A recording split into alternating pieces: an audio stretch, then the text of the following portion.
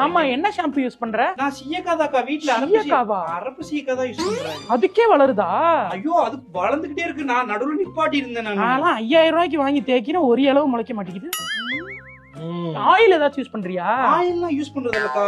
வெறும் ஆயில்ல எப்பயாவது weekly once வச்சு ஆயில் போட்டு எப்படி ஸ்கேல்ப்ல இருந்து போடுவியா இல்ல இங்க மட்டும் போடுவியா? அதெல்லாம் நான் இவ்வளவு கேர் பண்ணி நான் பார்த்தது இல்ல. இருந்தாலும் சொல்ல மாட்டாளுங்க, ஒரு வயித்தெரிச்சல் நம்ம வந்து முளைச்சிரும்னு இவ்வளவு இருக்கு.